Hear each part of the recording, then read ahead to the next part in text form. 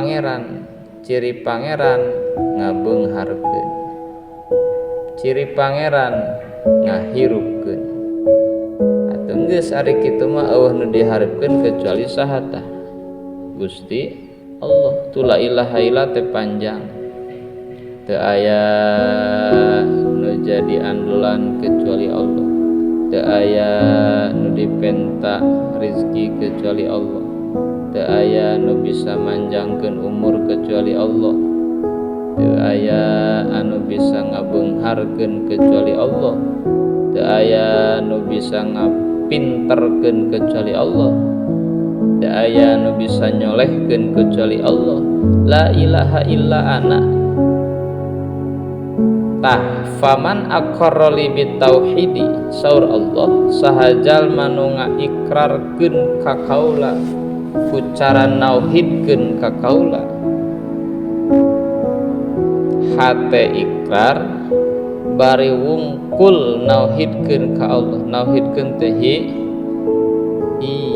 nunggalkeun ka Allah, nu ngahirupkeun teh Allah, nu mere rezeki teh Allah, nu mere kabungah teh Allah, nu mere katenangan teh Allah, nu ngagagahkeun teh Allah, nu nguatkeun teh Allah, nu nyukseskeun teh Allah, nu ngamaotkeun Allah. Kabeh ditauhidkeun ka Allah. Tah jalma anu geus boga ikrar saperti kitu dakhala hisni, mangka eta jalma bakal asup kana benteng kaula ceuk Allah,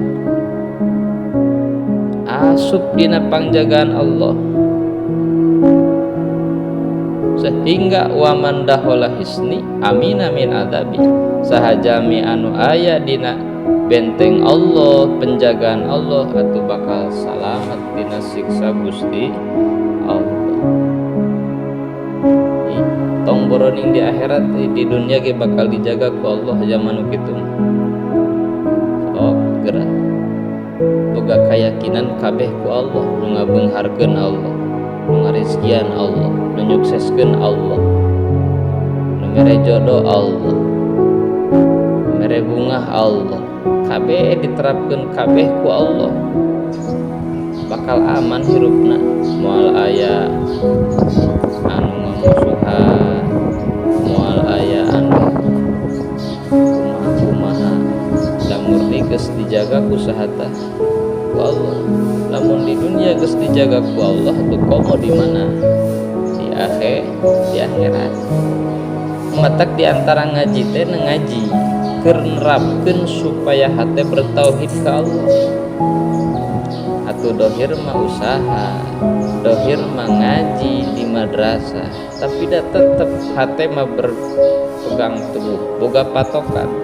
Usaha tinggal usaha nu ngabeungharkeun mah Allah, ngaji tinggal ngaji nu minterkeun mah saha Allah.